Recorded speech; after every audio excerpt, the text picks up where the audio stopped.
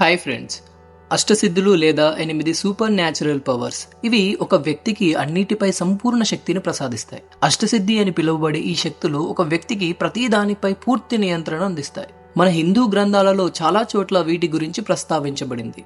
అయితే మన హిందూ ధార్మిక జ్ఞానం గురించి పూర్తిగా తెలిసిన వారికి తప్ప సామాన్యులకు ఈ సిద్ధుల గురించి తెలిసే అవకాశం ఉండదు. ఎందుకంటే హనుమాన్ చాలీస విన్నప్పుడు అందులో అష్టసిద్ధి నవనిధికే దాత అనే వాక్యాన్ని విన్నప్పుడు ప్రజలు అష్టసిద్ధి గురించి తెలుసుకునే అవకాశం ఉంది. హనుమాన్ చాలీస ప్రకారం హనుమంతుడు అష్టసిద్ధిని కలిగి ఉండటమే కాకుండా తన అనుచరులకు అష్టసిద్ధులను ప్రసాదించే శక్తిని కూడా కలిగి ఉన్నాడు. హిందూ గ్రంథాల ప్రకారం తమ సిద్ధులపై పూర్తి నియంత్రణ ఉన్నవారు దేవతల దివ్య శక్తులను కలిగి ఉంటారు. ప్రతి సిద్ధి ప్రకృతి యొక్క ఒక నిర్దిష్ట లక్షణాన్ని నియంత్రిస్తుంది మరియు వాటన్నిటిలో ప్రావీణ్యం సాధించడం వల్ల వారిని ఇతర సిద్ధుల నుండి వేరు చేసే ప్రత్యేక నైపుణ్యం లభిస్తుంది. ఇంత దివ్యమైన శక్తివంతమైన హనుమంతుని యొక్క అష్టసిద్ధుల గురించి ఈ వీడియోలో తెలుసుకుందాం. టాపిక్ లోకి వెళ్లే ముందు ఇప్పటి వరకు మా ఛానల్ ని మీరు సబ్స్క్రైబ్ చేసుకోకుంటే ప్లీజ్ సబ్స్క్రైబ్ చేసుకోండి ఫ్రెండ్స్. మా ఛానల్లో ఫ్యూచర్ లో వచ్చే వీడియోస్ కోసం మీ నోటిఫికేషన్ బెల్ ని ఆన్ లో ఉంచుకోండి.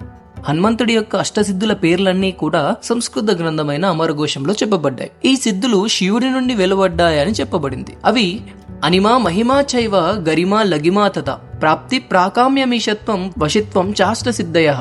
అనిమ అష్టసిద్ధులలో మొదటిది. ఈ సిద్ధి కలిగి ఉన్న వ్యక్తి శరీర పరిమాణాన్ని తగ్గించుకోవచ్చు. ఈ సిద్ధి కలిగి ఉన్న వ్యక్తి అనువంతగా కూడా తన ఇష్టానికి శరీరాన్ని కుదించగలడు, కానీ తన శరీర పరిమాణాన్ని మాత్రం పెంచలేడు. సీతాదేవిని వెతుక్కుంటూ లంకాంతటా గూఢచర్యం చేస్తున్నప్పుడు హనుమంతుడు ఈ సిద్ధిని ఉపయోగించడం మనందరికీ తెలిసిన విషయమే. మహిమ అష్టసిద్ధులలో రెండవది. మహిమా సిద్ధి దాన్ని వినియోగించే వ్యక్తికి భారీ ఆకారాలను స్వీకరించడానికి వీలు కల్పిస్తుంది. ఇది అనిమా సిద్ధికి పూర్తిగా వ్యతిరేకంగా ఉంటుంది. మహిమా సిద్ధి ఆ వ్యక్తి యొక్క శరీర పరిమాణాన్ని విశ్వస్థాయి వరకు విస్తరించడానికి అనుమతిస్తుంది. హనుమంతుడు ఈ సిద్ధిని లక్ష్మణుడు ప్రాణాలను కాపాడడానికి సంజీవని పర్వతాన్ని తీసుకురావడానికి మహిమా సిద్ధిని ఉపయోగించాడు మరియు సుమేరు పర్వతాన్ని ఎత్తడానికి కూడా వాడాడు. మహిమా సిద్ధిని మనం విష్ణువులో కూడా చూడవచ్చు. విష్ణువు వామనవతారంలో ఉన్నప్పుడు మరియు విశ్వరూప అవతారంలోకి మారడానికి మహిమా సిద్ధిని ఉపయోగించాడు. అప్పుడు విష్ణువు తన పరిమాణానికి ఖగోళ స్థాయి రూపాన్ని పొందగలిగాడు. గరిమ అష్టసిద్ధులలో మూడవది. ఇది వ్యక్తి శరీర బరువును మార్చుకోవడానికి అనుమతిస్తుంది. అయితే ఈ సిద్ధి వినియోగదారుడి బరువును పెరగడానికి మాత్రమే అనుమతిస్తుంది. ఈ సిద్ధి ద్వారా ఆ వ్యక్తి తన శరీర బరువును కొంచెం నుండి అనంతం వరకు పెంచుకోగలడు. అనిమ మరియు మహిమ మధ్య సంబంధం మాదిరిగానే ఇది బరువును తగ్గడానికి అనుమతించదు. రావణుడి ఆస్థానంలోకి అంగదుడు ప్రవేశించినప్పుడు ఆస్థానంలో ఉన్న యోధులను తన పాదాలను కదిలించమని సవాల్ చేశాడు. కానీ అంగదుడు గరిమా సిద్ధిని ఉపయోగించినందువలన ఎవరూ కూడా తన పాదాలను కదిలించలేకపోయారు. దీనికి మరొక ఉదాహరణ ఏమిటంటే భీముని యొక్క అహంకారాన్ని నియంత్రించడానికి హనుమంతుడు ముసలికోతి వేషంలో వెళ్లి తన తోకని ఎత్తమని సవాల్ చేశాడు. అయితే హనుమంతుడు గరిమా సిద్ధిని ఉపయోగించడంతో భీముడు హనుమంతుడి తోకని ఎత్తలేకపోయాడు.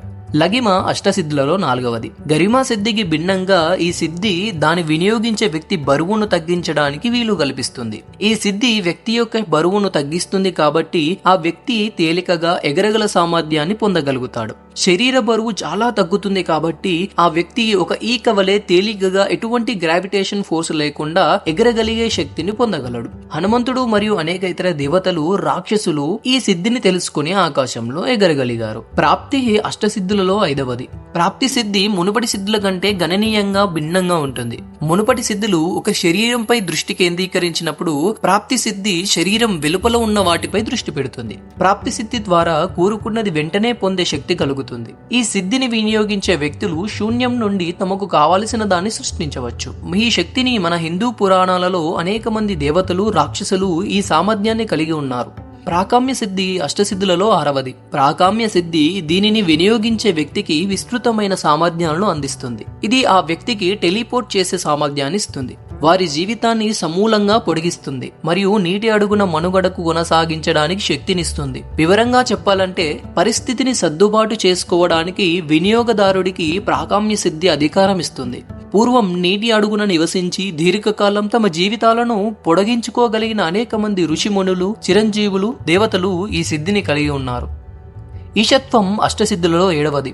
ఈ సిద్ధిని పొందిన వ్యక్తికి ప్రకృతిని నియంత్రించే శక్తి ఉంటుంది. తన ఇష్టానుసారం ప్రకృతిని ప్రభావితం చేయగల సామర్థ్యాన్ని పొందుతాడు. ఈ సిద్ధిని సాధించినప్పుడు భూమి ఆ వ్యక్తి కోరికలకు అనుగుణంగా కదులుతుంది. ఒకరు కోరినప్పుడు ఆకాశం నుండి వర్షం పడుతుంది. గాలి అతని ఆజ్ఞ ప్రకారం మాత్రమే కదులుతుంది. ఈ సిద్ధిని కలిగి ఉన్న వారు చెట్టుని తక్షణమే పెరిగేలా చేయగలరు, వెంటనే వర్షం పడేలా కూడా చేయగలరు, మరియు ఇతర అనేక విషయాలు కూడా ఏ సహజ సంఘటన అయినా మానవ కోరికలకు అనుగుణంగా ఉంటుంది.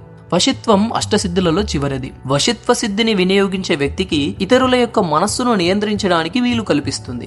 ఈ శక్తి మానవుల యొక్క మనస్సులకే కాదు, జంతువుల యొక్క మనస్సులను కూడా వ్యాపిస్తుంది. ఈ శక్తి క్రూరముగాలను, మానసిక రోగులను శాంతింపజేయగలదు. ఈ సిద్ధిని ఉపయోగించి విష్ణువు తన వివిధ రూపాలలో కోపంతో ఉన్న జీవులను మరియు ప్రజలను తక్షణమే శాంతింపజేయగలడు. ఈ వీడియో మీకు నచ్చినట్లయితే ప్లీజ్ మా ఛానల్ ని సబ్స్క్రైబ్ చేసుకొని మా ఫ్యూచర్ లో వచ్చే వీడియోస్ కోసం మీ నోటిఫికేషన్ బెల్ ని ఆన్ లో ఉంచుకోండి. Thank you friends.